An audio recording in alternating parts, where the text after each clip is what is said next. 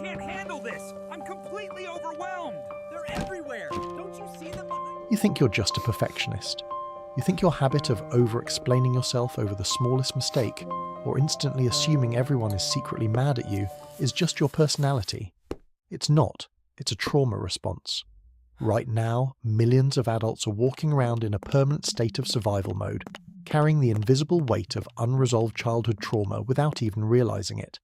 You might be blaming yourself for being anxious, detached, or overly accommodating, completely unaware that your brain is still reacting to an emotional threat that ended decades ago. There are 7 hidden signs that your upbringing is secretly dictating your present adult life. But there is one specific, incredibly common habit you probably did this exact morning that is the ultimate red flag of unresolved emotional neglect, and once you realize what it is, you can never unsee it.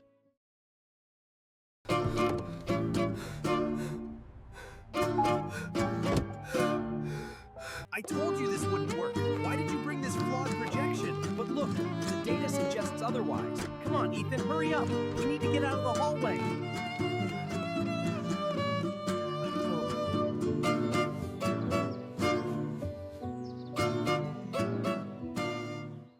Most of us grew up believing trauma is a massive cinematic event, a catastrophic accident, extreme abuse, or a devastating loss. In psychology, these are known as big T traumas, and because you might not have experienced those extremes, you've probably spent your entire adult life invalidating your own pain. You gaslight yourself, thinking, "My childhood was fine. I had a roof over my head. I had food. Why am I struggling so much? Why is life so exhausting?" But here is what society gets completely wrong about psychological damage. Trauma isn't just about the terrible things that happened to you. It is equally about the vital things that didn't happen for you. It is the emotional comfort you never received when you were overwhelmed. It's the way you learned to suppress your own needs because taking up space meant becoming a burden to your parents. This is known as little T trauma, or childhood emotional neglect, and it is the silent epidemic secretly ruining adult lives. When you are a child, your nervous system is like wet clay. If your environment required you to walk on eggshells to keep the peace, your brain permanently wired itself for hypervigilance.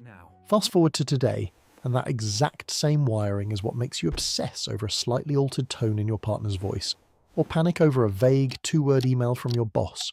You're completely drained because you are running a 24/7 threat detection system in a body that desperately just wants to rest.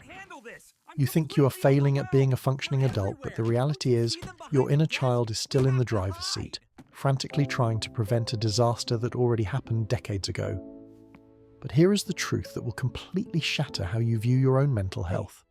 Your anxiety, your chronic people-pleasing, and your intense fear of abandonment are not personality flaws. They are not signs that you are broken. In fact, it's the exact opposite. Your brain is actually working flawlessly. You don't have a broken personality. You have a highly successful, brilliant survival strategy. It's just running on a dangerously outdated software program. So what exactly is that outdated software? Let's talk about that specific morning habit. You wake up, step into the shower, and instantly start rehearsing a conversation in your head. You imagine a confrontation with a coworker, a friend, or your partner. You map out every possible counter-argument so you won't be caught off guard. You think you're just preparing for your day. You're not. You're actively bracing for emotional combat. This is sign number 1, chronic threat forecasting. Your childhood taught you that surprises are dangerous. If you can predict the anger, you can survive it. But what happens when the anger isn't coming? You over-explain everything. Someone asks a simple question, and instead of a yes or no, you give them a detailed essay defending your choice. Why? Because as a child, your perspective wasn't trusted. You had to provide an airtight alibi just to validate your basic needs. You still think you're on trial, but the judge left the courtroom years ago.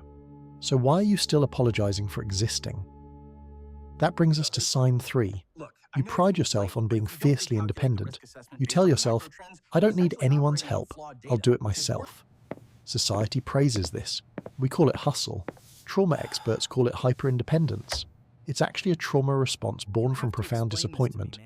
You learned early on that relying on others only leads to being let down, so you built a fortress. But here is the terrifying catch about that fortress. It keeps the pain out, sure, but it also locks the loneliness in.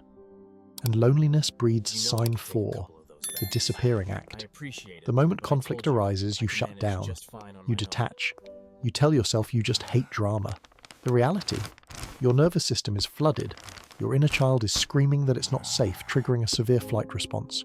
But running away doesn't defuse the bomb, it just pauses the timer, which leads to the most exhausting sign of all. Sign 5, you're a social chameleon. You seamlessly change your personality depending on who you are with. You absorb their interests, mirror their energy, and agree with their opinions. You think you are just highly empathetic. The dark truth, you're subconsciously erasing your own identity to avoid rejection. You were taught that being you was inconvenient. Being what they want was safe. But if you are constantly shape-shifting, who is actually looking back at you in the mirror? Sign 6. You feel immense, crushing guilt the second you try to relax. Sitting on the couch feels like a crime. You have to be productive to earn your right to take up space. This happens because your worth was tied exclusively to your achievements, never to your mere existence. Rest feels dangerous because stillness forces you to finally feel the emotions you've been outrunning. And that brings us to the 7th and most destructive sign, the one that dictates who you love. You're inexplicably drawn to emotionally unavailable people.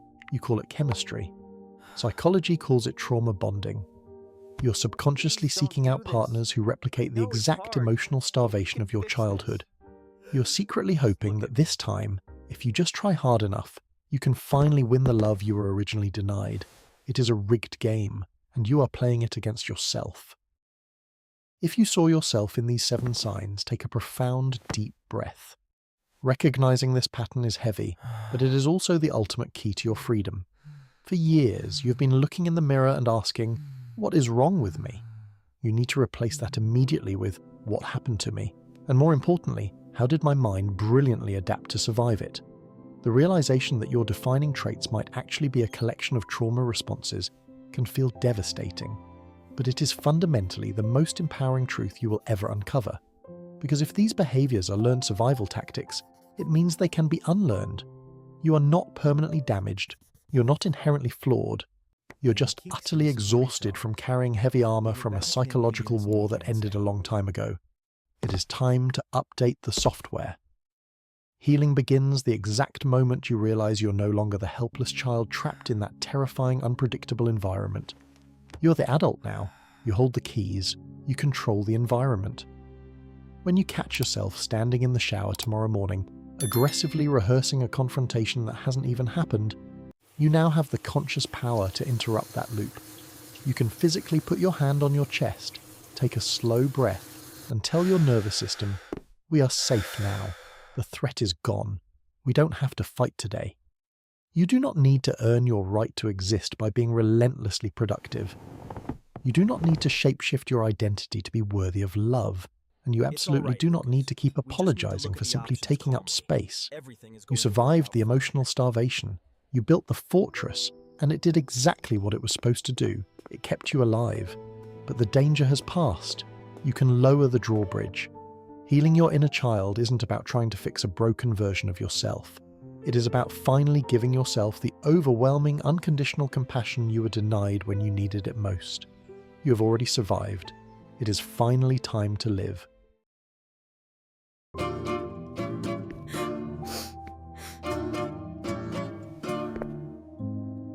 can't handle this! I'm completely overwhelmed! They're everywhere! Don't you see them behind the desk? Forget about it, let's just get out of here.